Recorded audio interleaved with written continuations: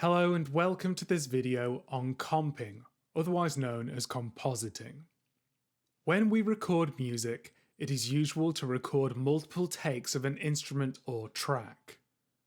One of the things we often do is combine good elements from each of these takes in order to create one cohesive track. This is known as compositing or comping.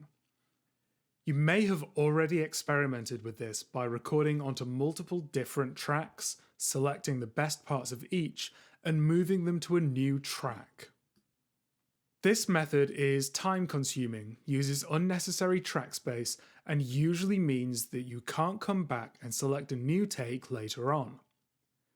The solution to this is related to the function of each track in Pro Tools. Every audio track in Pro Tools is set up to be able to contain multiple simultaneous audio clips. For this reason, Pro Tools refers to these tracks as playlists. Let's first look at how to use playlists in a recording session. In this Pro Tools session, we have already recorded a take of our vocal line. Let's use a new playlist to record another piece of the same vocal line over that section. To do this, we can go to the track header, select the drop-down arrow, and tell Pro Tools to create a new playlist. You'll notice that the audio we previously recorded vanishes. Don't worry, and always remember that Pro Tools uses non-destructive editing, so we're going to be able to view this later. You may also have noticed that the track name has been appended with .1. Let's record a couple more takes using this method. Now we have 4 takes, with all but the most recent one hidden. We can access each of these takes by selecting the take we want to play back in our session using the drop-down menu. This is fine if we decide that the entirety of one of these takes is the one that we want to use.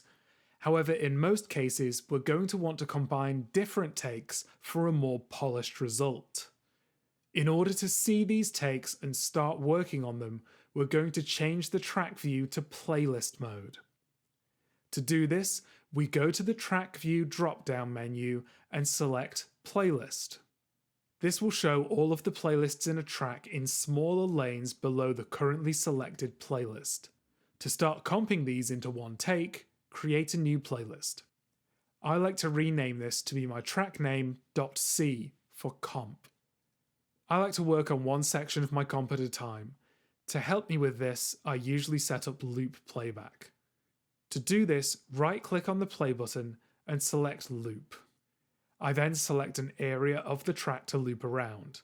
This is usually a short phrase. I then audition each of the takes in my playlists to find the best one. This can be done by using the small solo button on each playlist. This solo button will temporarily make that take appear as the output for the track, overriding the selected playlist at the top. Once I've decided on a section of the playlist that I want to use, I select that section in the playlist and use the up arrow to bring that into my comp playlist, which I've selected as the main playlist. I can then go through the whole track, picking and choosing the best parts from each take as I go. Occasionally, you'll want to comp multiple tracks at a time, for instance if you're comping a drum kit. Creating new playlists, changing track views, and comping to a blank playlist will work across all tracks inside an edit group, so you can accurately work on multiple takes where the synchronization between each take is important. If you have any questions, comments or concerns about comping, you can contact me in the usual ways.